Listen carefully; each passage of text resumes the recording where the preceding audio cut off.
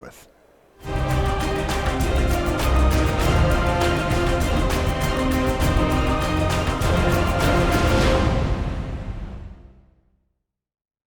Hello and welcome back to coverage here at Grand Prix Phoenix. I'm Marshall Sutcliffe in the booth with Eduardo Sejgalik. It is our pleasure to bring you coverage of the quarterfinals. Matt Nass versus Alex Korwith. This is Green Tron on the right-hand side of your screen versus Clan Ironworks combo in the hands of Matt Nass. So I know this is a bit of a lift here, Eduardo, but can you break this matchup down for us? I'll break it down in simple terms. If I was having nightmares about what I would face in the tournament as Tron, this would be it. Okay. This is not the matchup that you want to see. No, not close. The only card you really have to interact is Oblivion Stone. Very powerful, but Matt is essentially, especially in Game 1, horrifically favored. This is like as close as you can get to an 85 or 85-15 match or 90-10 match. I think this matchup massively favors Matt. Unless Alex was on the play and got a quick Karn to exile some lands, I think Matt is massively advantaged. Unless he has a poor draw, I think we're going to see Matt at least take Game 1. The only thing that would be incredible and allow Alex to win Game 1, I think, which I would love to see, if Alex can get an Emrakul the Promised End to resolve, although the combo is Matt is probably just winning this turn, sadly. But yeah, the best line Alex had was resolve Emrakul the Promised End, and then combo off as Matt Nass and Pirate Spellbomb infinitely Matt Nass, which would have been amazing. It would have been Alex comboing off.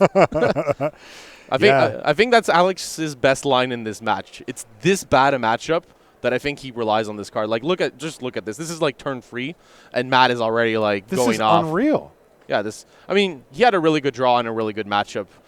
And the reason this matchup's so good is Alex can't do anything. There's no interaction that Alex can pull off on turn 1 or 2 that would matter. Post board, it gets better. You have some Nature's Claim. That card is very close to a Vindicate effect. But you also have Needle, which can be useful.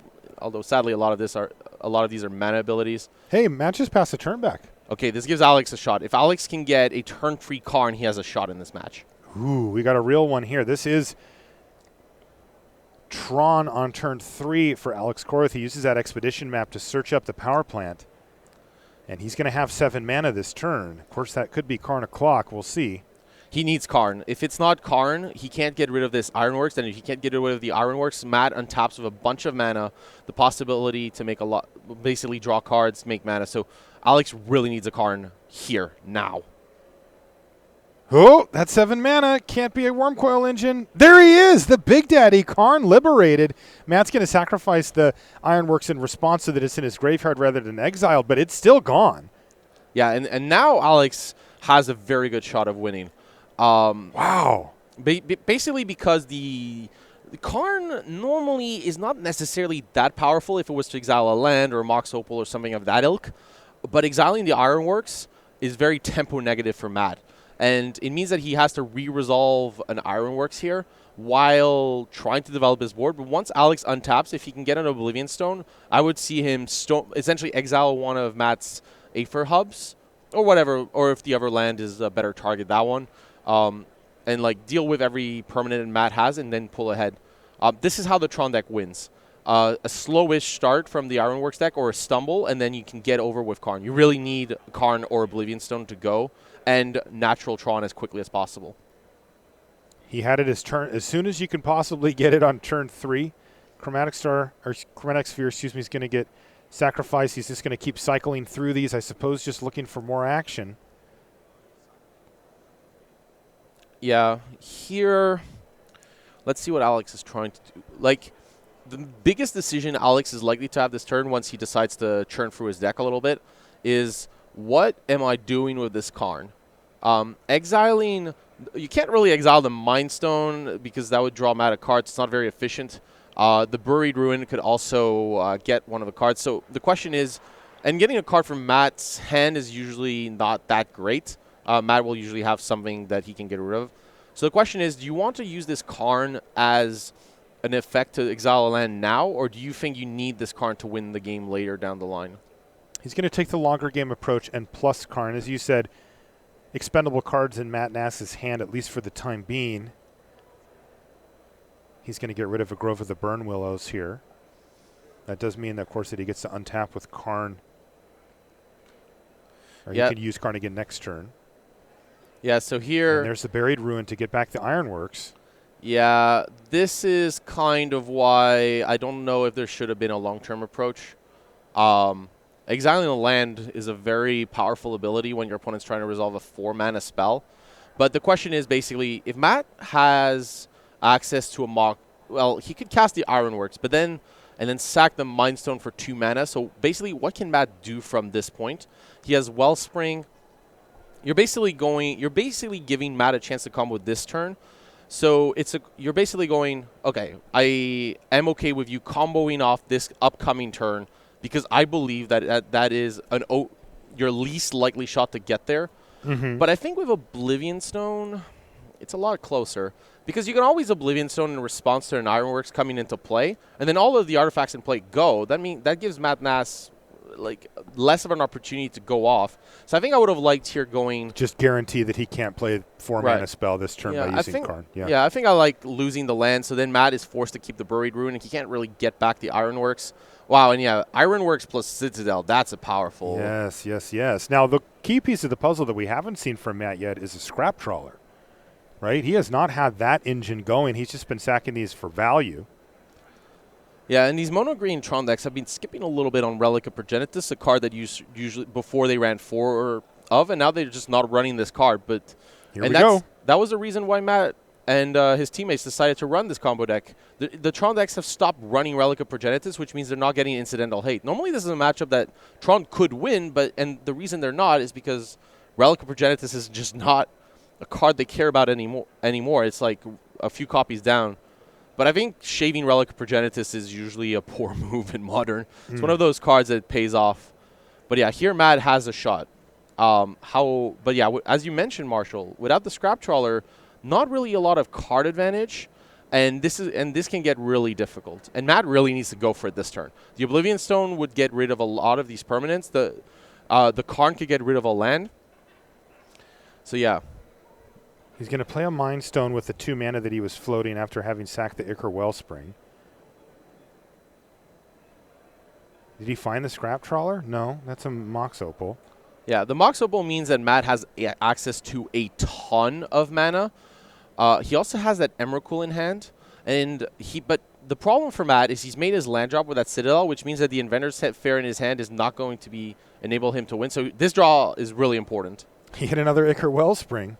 Well, that's good. That's gets him 2 cards and 2 mana. It costs 2, so it nets 0, but it draws 2 cards, which is really good. I mean, 0 mana, draw 2. Hey, I would play that. I'm into that, especially when I'm trying to combo off. Although one of those is a blank. That's not good. Yeah, and Scrap Trawler. Never land. But even Scrap Trawler here would not have been that great. Unfortunately, with lack of cards, Matt would have been forced to sack the Scrap Trawler for Wellspring and hope to get there, but he didn't. And yeah. And here it's even worse. The Oblivion Stone doesn't have to be sacrificed. Alex can just go Karn, lose the Ironworks. That's going to be good enough. Leave and then you on 2 lands, yeah. Right, and then the Oblivion Stone's kind of a emergency valve. I think Matt was correct to go for it, but it just didn't pan out. He just drew horrendously. That is a lot of lands in his hand. So now Alex Korwith, if he wasn't already in a dominating position, certainly is now.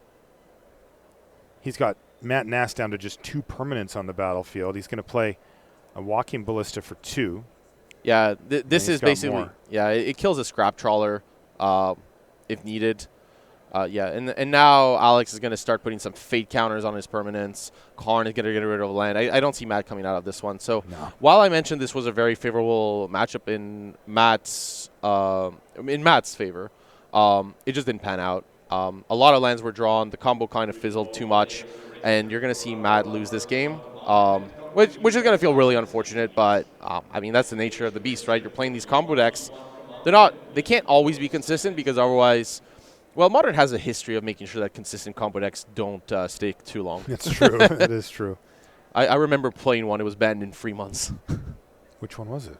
Jeskai Ascendancy with Treasure Cruise. Oh, yeah. Those were great times. That did not last long. No. It was fun. It was very fun. For you. Oh, I mean, my opponents had the chance to play the same deck. It's their fault for not. But yeah, here I think, you exile the land. The plus is definitely not where you want to be. So he went minus, plus, minus, minus. This is pretty brutal here for Matt Nass as Alex just sort of works his way through the game. But he will be winning this game. It might take him a few minutes, but he's going to do it. He's going to attack for a couple with the Walking Ballista. He has a lot of options. He could just start putting counters on the Ballista. He might have something else great to play. Let's see here. Yeah, second Ballista. Oh, how about just another Ballista? This is a 4/4?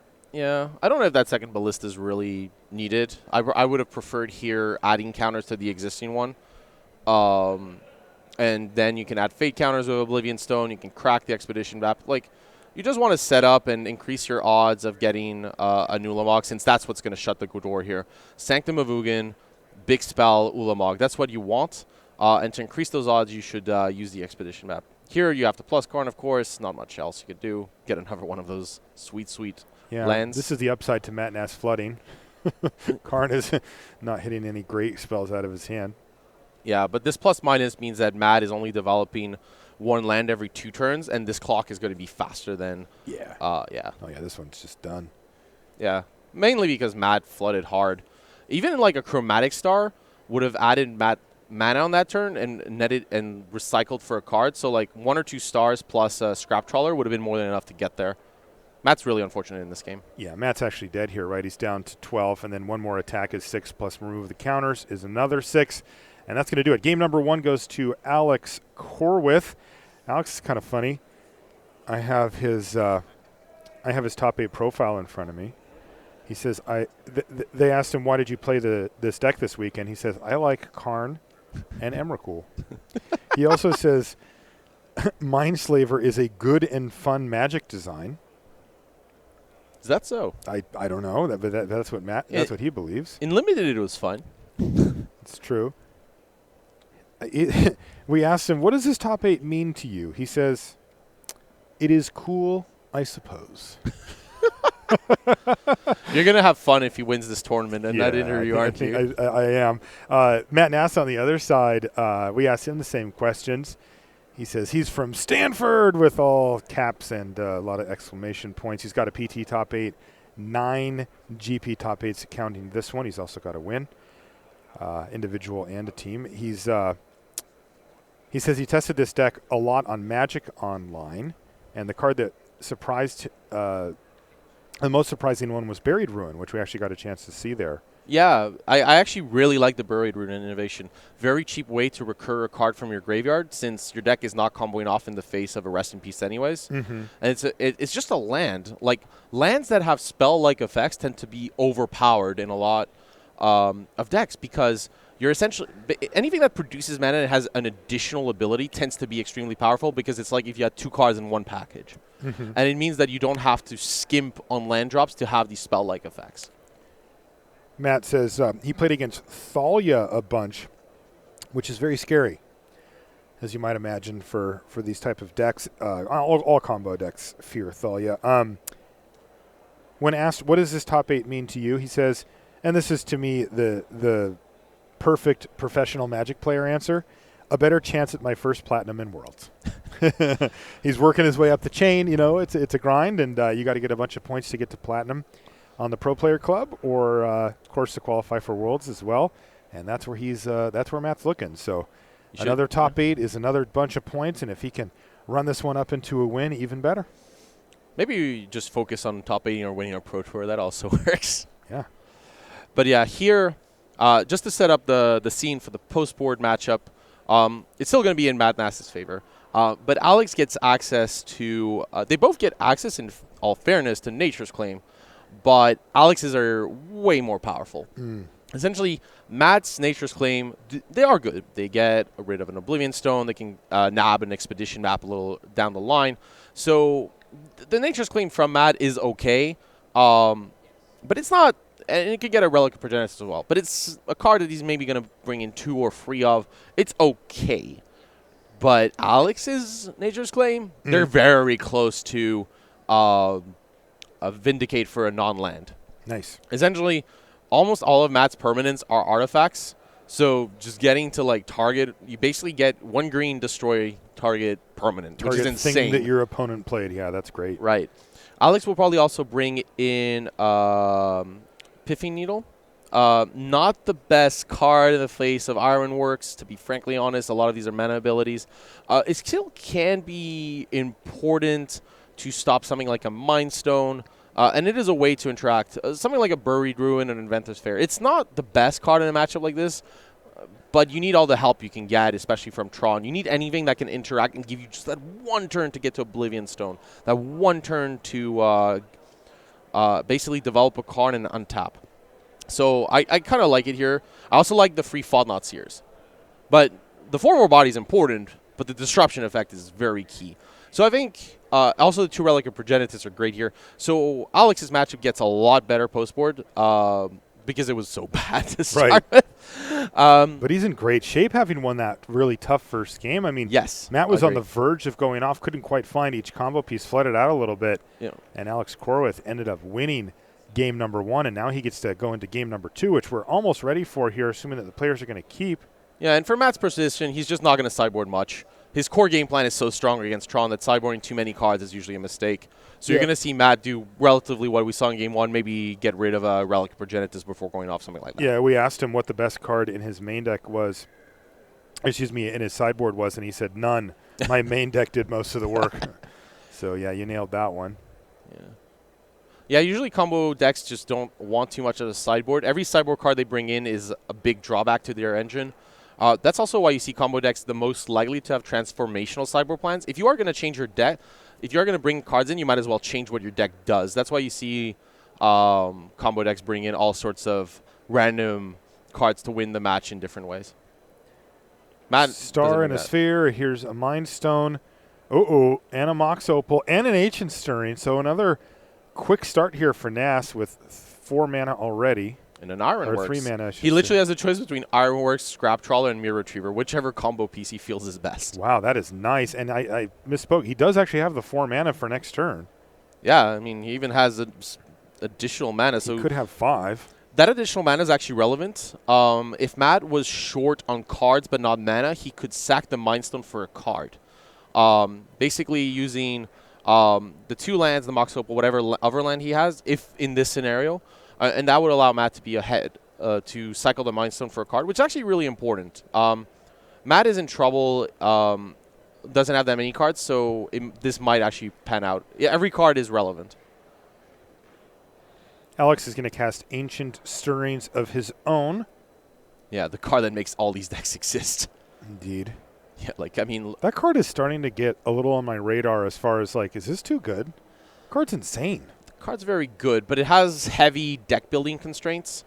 So it's... I mean, you still want a deck diversity in Modern. Without Ancient Stirrings, a lot of these decks would have trouble existing. Okay. And that kind of narrows down the format. So I would call it a necessary evil. I mean, look at it. You see evil crawling out of there. That pretty much sums up how these decks work. Is that Ulamog coming out? I think it's just a spawn or some minor Eldrazi. But he's just a harbinger of worse things to come. I see. Yeah. All right, looks like Matt is going to sack his Mind Stone. Yeah, probably getting a tiny bit more information before comboing off. Since Alex has access to green mana, and Matt knows that Nature's Claim is a card. So Matt's just going to take another turn here. Yeah, he knows that Alex can't have Tron this turn. So he'd rather Alex taps a little lower or might have a way to deal with Nature's Claim. He might also just want access to more mana before going off, since Nature's Claim is always going to kind of get you. So in this manner, he manages to just get access to additional mana, since he'll probably sacrifice artifacts in response to Nature's Claim. He might be looking for a second Ironworks as well. That would actually be pretty powerful.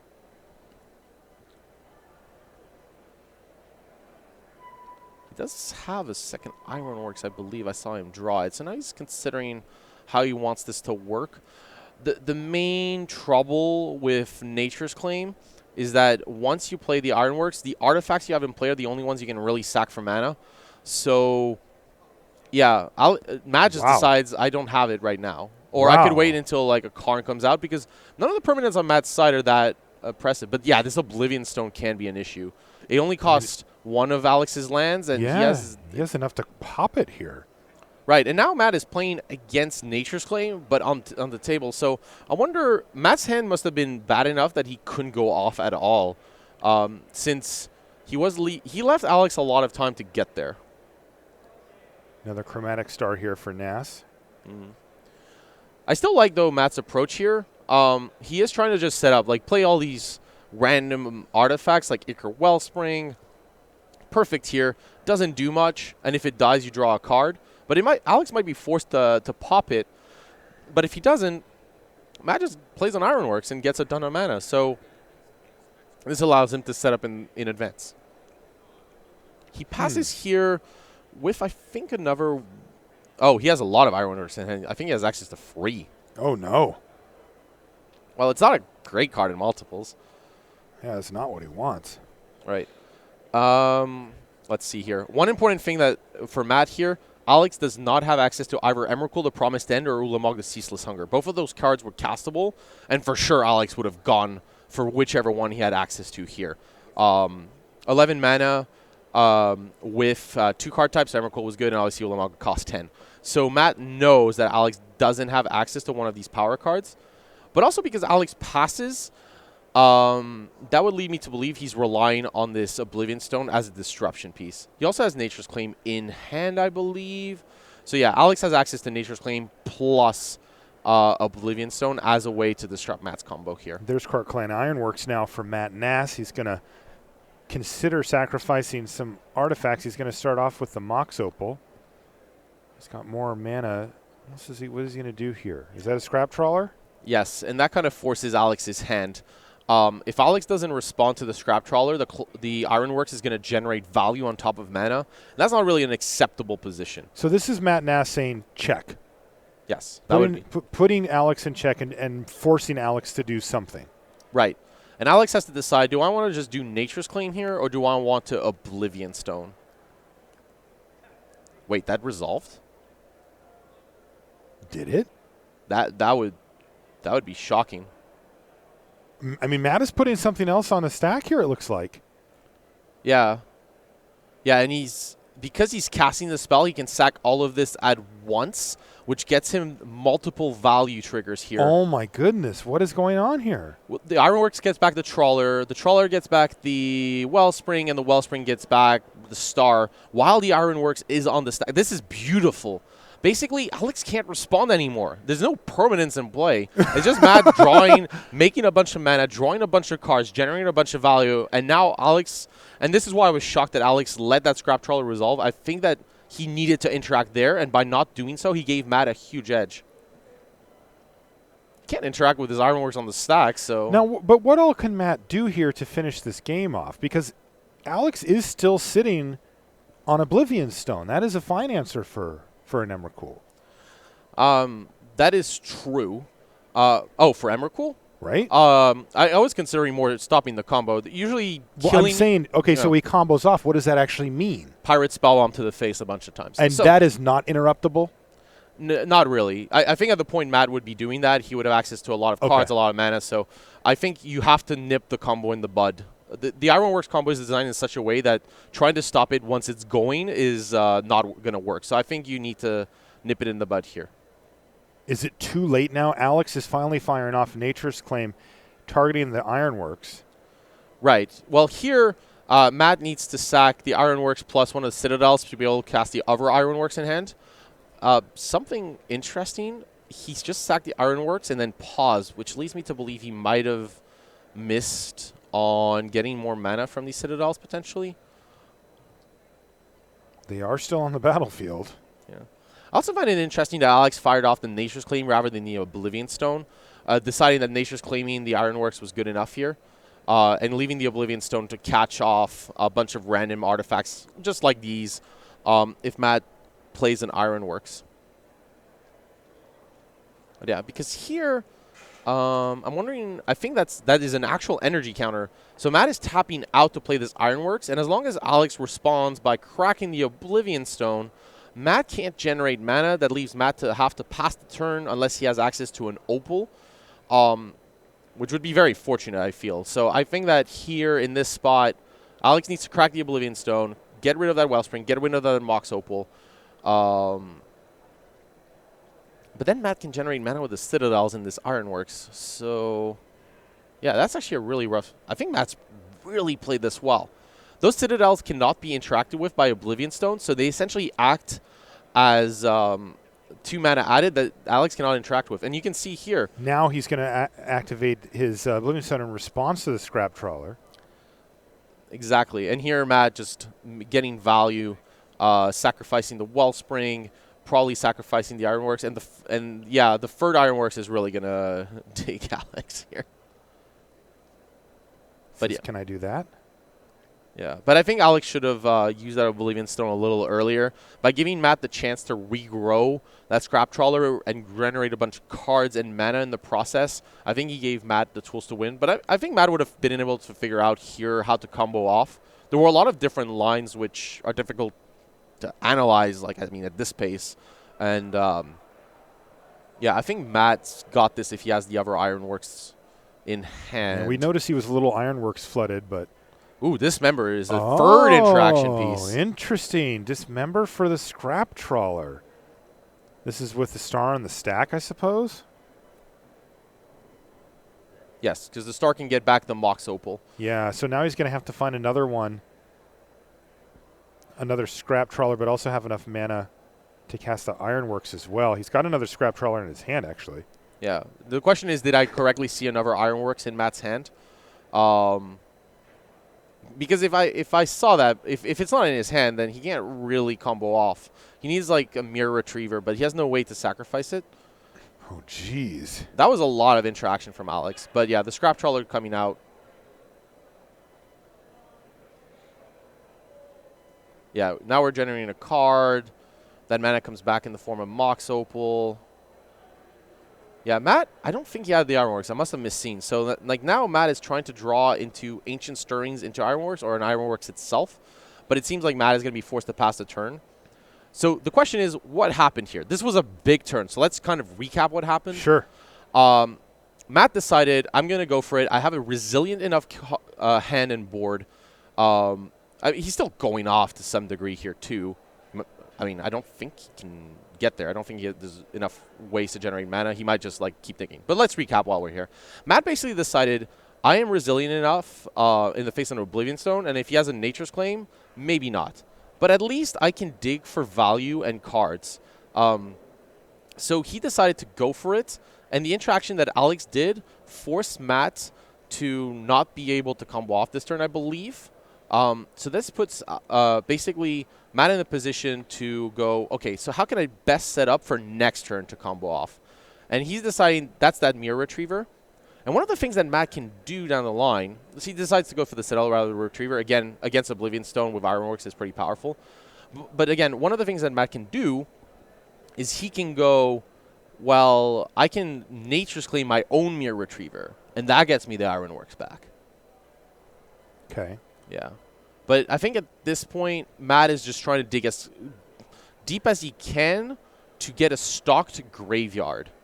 Yeah, just cycling these spheres. He is digging. Boy, look at this. This is also, this doesn't generate mana since you need to recast these spheres and these stars. So even though you get the Mox Opal back, it does make it free. But wow, Nature's Claim, Ichor Wellspring?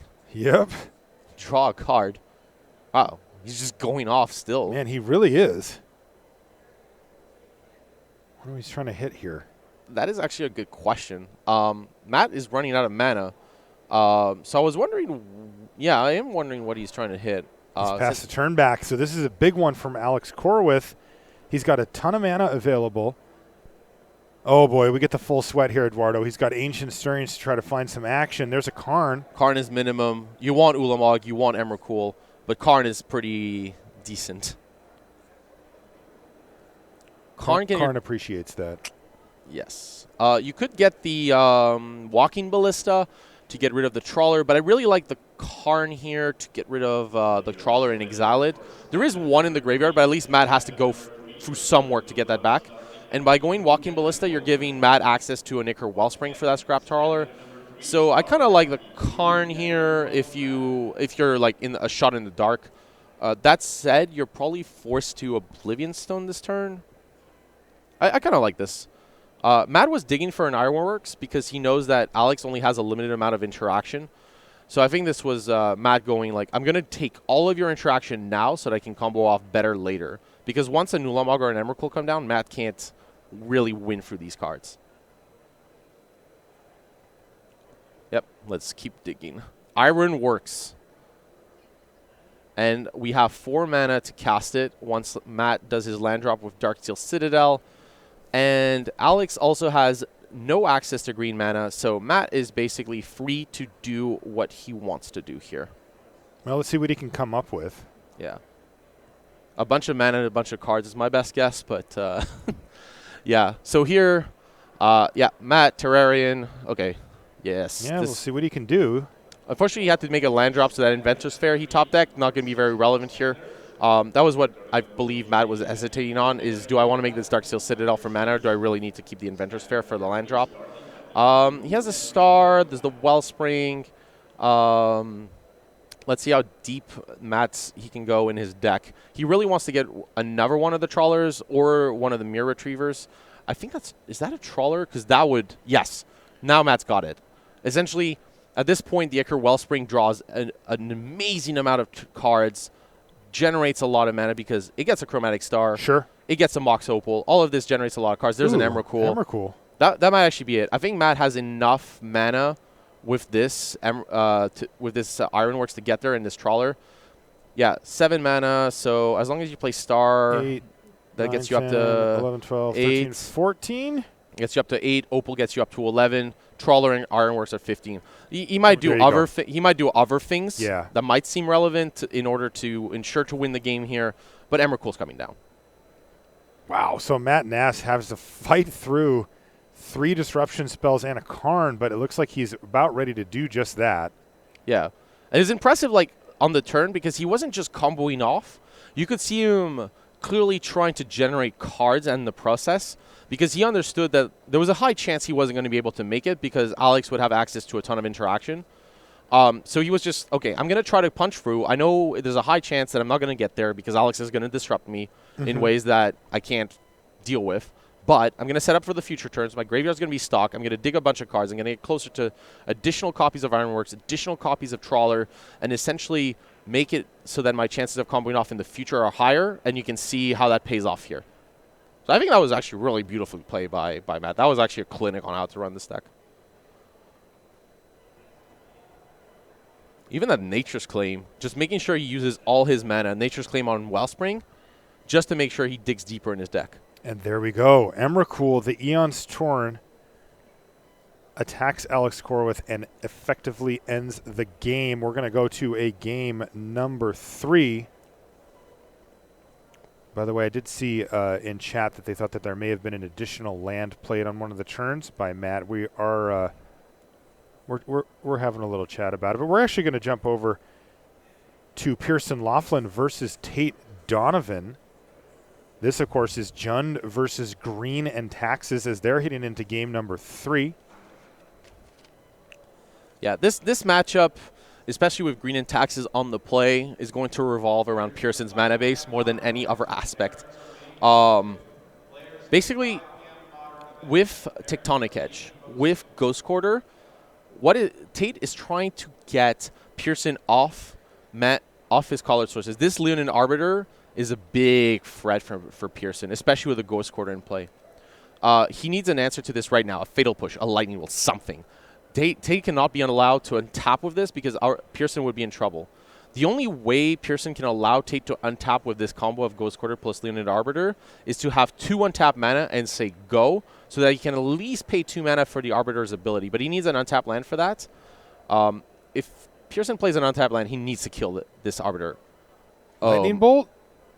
He's got a bolt. He has a bolt. So he's waiting for Tate to bite and play the Arbiter. One thing here, however, when my opponent plays Ghost Quarter Arbiter on 2, I tend to believe that they have another Arbiter potentially. because I would be very tempted to make the Arbiter happen on turn 3, or that they have no other 2-drop. And this is just awkward here, right? Because now he's attacking for 3, and Pearson wants to not take 3, but there's a Ghost Quarter up. You take free here every time. You can't. You just have to take it now. Oh, yeah, 100%. But, I mean, he could have avoided this, no? Was there any way around this for him? He got a Lightning Bolt he played Lightning Bolt on his own turn. That's what I was saying. Yeah, I think the Sorcery Speed Bolt would have been much better here. That's a really good spot. I think letting your opponent untap with Linen Arbiter is almost always a mistake unless you're late in the game and it's not a relevant card. Early game, though, generally when I play against these decks, I almost never let them untap with Arbiter because it's never leading to me being in a good position. This Anger of the Gods is pretty nice, though. He is going to get Strip Mined as a result. Again, calling back to an old card, the Ghost Quarter, because Linen Arbiter doesn't allow Pearson to search his library. It's basically just going to destroy target land. Very powerful. So that was the relevancy of waiting here. Pearson gets a 2-for-1, but the Ghost Quarter gets to disrupt Pearson's mana pretty hard. Anger of the Gods is a really key card in a matchup like this. But Ooh. Yeah. Whoa, that is... Okay, if I'm in Pearson's seat and I just You're just like, yeah! Well... My lands are good still, and I killed both of your things. That, to me, is... That is a big decision here from Tate. Deciding not to use your Ghost Quarter to kill the only green source in play from Pearson. Because the thing is, Pearson has way more powerful cards than Tate does. Bloodbraid Elf is not a card you want Pearson to have access to. And there are some basic in Pearson's deck, so he can definitely search with Ghost Quarter. What this tells to me from Pearson's side is, okay, Tate has a 4-mana spell in hand, and when you look at the deck list, that's Restoration Angel. Ooh, this is disgusting. Oh, this is nasty. Liliana, the Last Hope, is going to pick off Noble Hierarch here. Wow, Tate Donovan looked like he actually had a pretty decent start going, but this one has fallen apart on him very quickly, and we may see Pearson Laughlin ride this wave of value. And you were right. In fact, there's 2 copies now of Restoration Angel in hand. That explains why he wanted to keep as many lands on the battlefield as possible. And if you're Pearson, you're thinking there has to be a reason for this, right? Oh, this is... Oh, this isn't what you want to do. No. But I think when you're playing a Taxes deck like this, you have to realize that what your opponent's doing is probably more powerful on average than you because you're playing a bunch of random creatures. So, no offense to the Taxes player out there. I mean, your cards are fine, but they're not Bloodbraid Elf. Sure. Right. So they're not about raw power. They're about, combining them together to lock your opponent out. Right. So I think Tate should have played this game a little more cagely and decided to just go with the core game plan of disrupting Pearson's mana. There is an interesting point, by the way, where I did say he should kill the only green source. An alternative line in these matchups is to kill the second black source. Right. Because of cards like Liliana of the Veil, Liliana of the Last Hope. Usually in post-board games, though, you're more concerned with something like that Anger of the Gods that got played, and Liliana of the Veil is okay, but when your deck list is playing 4 Voice of Resurgence, it is a card that the Jund decks do tend to board out. So I think you're less worried about the double black in post-board games. So that would be, I think, getting the green source would be correct here. And look at this. Tate is just down a land, and this is just a disaster. I mean, sure, Pearson could have easily been in a position to kind of anger and still be ahead because he had access to a lot of lands. But yeah, this is horrible. Just Liliana value. I think Tate did not give himself the best chance to win this game. Basically, by going Ghost Quarter into Tectonic Edge, with 2 lands, you can't even get that Restoration into Kitchen Finks value because you know there's a Liliana, the Last Hope in front of you. So when Pearson kind of passes, you could have put him on that Lightning Bolt. Yeah, Linen Arbiter is not a card that's fighting Tarmogoyf of Dark Confidant and Liliana, the Last Hope. This is one where critical mass has really not been achieved here, and this has fallen apart for Tate Donovan. He's now down to just 2 lands facing down a much superior attack force. Yeah, and this is the reason I think Tate should have gone for Pearson's mana. Again, that power level. This is not a good matchup usually for Taxes decks because the mid-range deck in front does get to play with powerful cards like Tarmogoyf at the 2 mana slot. It doesn't need too much mana to operate, but the problem is they outclass you. Their creatures outclass you. They have better disruption than you do. You're playing some 2/2s, and they're playing Tarmogoyfs and Dark Confidants. So because of that, well, if you're playing Lunar Arbiter in your deck, your aim should be to disrupt your opponent's mana. By not doing so, you're giving your opponent the best chance of winning the game because they just get to do their thing, and their thing is way better than whatever you're trying to do. So I think Tate probably should have gone for the Ghost Quarter in response to the anger, but I don't think it would have mattered. I think Pearson would have taken this one down no matter what. Tate's draw was pretty anemic. I did really dislike, though, Ghost Quartering your own land and being down a mana, because Tate should have just hoped to naturally draw a land at some point rather than trying to tempo out. I think Trillion of Kitchen Finks here was... It just wasn't the pressure. Pearson was a ton of lands, ton of mana, ton of cards in hand, and the Liliana could get rid of the persist. So I think like sacrificing your own mana base to play Kitchen Finks was not spot on here.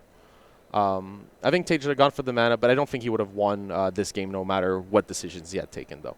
In all fairness, I think he would have lost this game matchup-wise. But he didn't give himself the best chance to win, though. Yeah, Bloodbraid Alfear is just a beating. Yeah, I mean, this is just where you pile on the value and simply crush an opponent that doesn't have the ability to generate card advantage on this level. And here we go. Yeah, Arbiter down, and Tate Donovan is left with a 2/2. If he blocks, he'll be left with nothing. it's just, and we're even marching toward Liliana the Last Hope's ultimate ability. This is just tragic. Yeah, this is really falling apart for poor Tate Donovan here. Pearson Laughlin playing Jund. He is the only Jund player in the top 8, but it looks like he's going to stay that way and advance to the semifinals. Yeah, and I really like not using the Liliana here. You can use it post-combat so that the voice cannot kill the Liliana, and if Tate blocks, you just kill the token. So I actually like Pearson's line here. I think Pearson played this game pretty well outside of that, not lightning bolting. But if he had the anger, I think that was a judgment call. So I'm actually going to reserve on that. I think that was an interesting line that Pearson took. I think overall he played this game actually pretty well.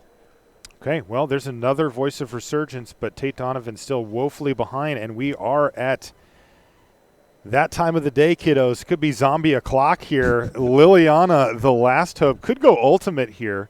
There's no way that Tate can beat that. He has to already be winning with flyers. Yeah, just zombie apocalypse from Liliana is going to take over. There we go. Please, yes, please. Yes. Throw the dice. I would just throw them across the room.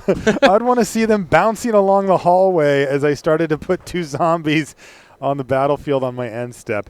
Also, let's not forget that Raging Ravine is still here. And, while Pearson Laughlin has not missed a land drop this game, those can absolutely become nice attackers to add to the beatdown as well. And, yeah, I know you don't want to kill a Voice of Resurgence necessarily to let your opponent get value, but at some point I think you just start going for it here. Yeah, it's an interesting point, again, that spell land point. It's a land plus it does something relevant in the late game. Mm-hmm. I think at this point Pearson could randomly generate what his actions will be and still win this game. Outside of I don't block your voices, there's not much that Pearson can do wrong here. Right, activate Raging Ravine, tap it for mana, go. Yeah, that would be probably random, but still good enough. He probably would win. Yeah, the zombie apocalypse. Yes. Yeah, at this point, we could admire the choice of the unhinged basic on Tate's side. Which tell him he did a great job making it to the top 8 and that we'll see him at the Pro Tour. Yeah, that's actually true. He will be in, I believe, Richmond, right, for this Grand Prix. So, good job by Tate. Took a deck that many people wouldn't have expected in green and taxes. I think played it really well. Probably faced a lot of big mana decks. Really good choice in this field because you saw it probably on camera this weekend, all weekend. We saw it in the top tables. There was a lot of Tron, a lot of Eldrazi Tron, and a deck that plays Tectonic Edge and Ghost Quarter and Linen Arbiter is well positioned against those. I mean, there is a world where Tate could win. Oh, wait, no, there's zombies. Also, we're going to see a fatal push here, I think, on one of these elementals. Yeah, might as well. Yeah, Tate's at free, facing the army, and yeah. Unless Pearson somehow has a Emrakul the Aeon's Torn in his list or plays a Delirium-style deck with Emrakul the Promised End, which I don't believe is the case, that Dark Confidant is probably not going to kill Pearson, which means that Tate is probably going to lose this game. Actually, Pearson, rather than Fatal Push, plays a second Tarmogoyf, which, I mean, again, the random generating. As long as he wasn't Fatal Pushing his own creature, he was probably in good shape. Yeah, Tate is just considering, but, we're done here. And that is going to do it. Pearson Laughlin with Jund is going to advance to the semifinals. He is